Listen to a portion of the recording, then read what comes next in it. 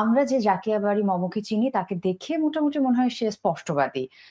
ঠিককে ঠিক ভুলকে ভুল সে অকপটে বলতে পারে। তো এই স্পষ্টবাদী হওয়ার কারণে জীবনে কি কি সমস্যায় পড়েছেন? খুব সমস্যা, এটা বড় সমস্যা জীবনে। ও নো। একটা পার্টিকুলার ঘটনা শুনে যে সত্যি কথা বা উচিত কথা বলার কারণে জীবনে এই বিব্রতকর পরিস্থিতি এসেছে। প্রিয়তা কম। কাদের কাছে? ডিরেক্টরদের কাছে? সকলের কাছেই। সত্য কথা শুনতে আসলে রূঢ় লাগে, তো ভালো লাগে না শুনতে। তো ওই ঘর থেকে বাহির কেউই তেমন একটা গ্রহণ করতে পারে না সত্যটা যখন চোখের সামনে চলে আসে। তো এটা শক্ত হয়ে যায় নেওয়াটা। আচ্ছা, তো বিপাকে পড়েছেন এরকম একটা সারাজীবন বিপাকেই আছি। একটা পার্টিকুলার ঘটনা শুনতে চাই যে কথাটা বলার কারণে এই সিচুয়েশনে আমাকে পড়তে হলো। কোনটা ছেড়ে কোনটা বলবো, মানে লটস অফ। এখন কোন একটাকে কোনটাকে হঠাৎ করে মনে করব ঠিক ঠিক এই মুহূর্তে মনে করতে পারছি না। তবে এই ঘটনার ছড়াছড়ি আমার জীবনে আর কি, মানে অকপট বলাটা বা স্পষ্ট বলাটার অনেক জটিলতা, মানে এটা তুমি সোসাইটি ডোন্ট লাইক ইট। আচ্ছা, আমি দুটো ঘটনা শুনতে চাইবো, মুদ্রার এপিঠ ওপিঠ, একেবারে 180 ডিগ্রি।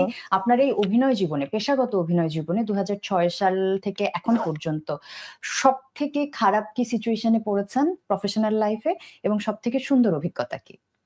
সুন্দর অভিজ্ঞতা অনেক। আমার কলিগদের সাথে, কোয়ার্টিস্টদের সাথে, ডিরেক্টর, সেট, টিম, বিউটিফুল সব মোমেন্টস আছে। সুন্দর সুন্দর লোকেশনে শুট করতে যাওয়ার আছে, বন্ধুত্ব তৈরি হওয়ার আছে, সম্পর্ক গাঢ় হয়েছে, এরকম অনেক সুন্দর ঘটনা আছে। আর সবচেয়ে ওয়ার্স্ট কেস হয়েছে পেমেন্ট ইস্যুতে, কথা না রাখা ইস্যুতে। Exactly, that is the point.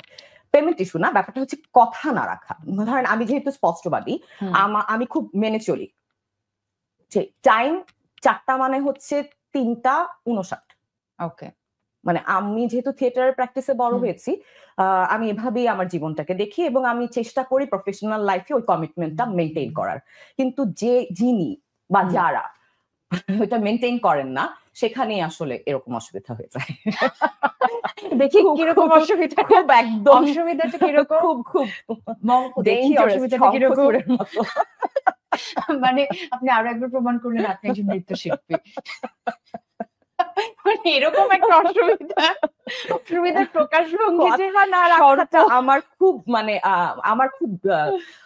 আমার ভীষণ অস্বস্তি হয় আমি যদি কারোর সাথে কোনো কথা দিয়ে সেটা না রাখতে পারি। সেটা যে কোনো কথা হতে পারে, ছোট্ট কোনো কথা। হয়তো আমি একটা কফি খাবো বলেছি, ওইটাই আমার কাছে মনে হয়েছে যে হ্যাঁ আমি কফি খাবো বলেছি এতটার সময়, তো ওটা ইম্পর্টেন্ট, আমি ওই টাইমটা মেনটেন করি।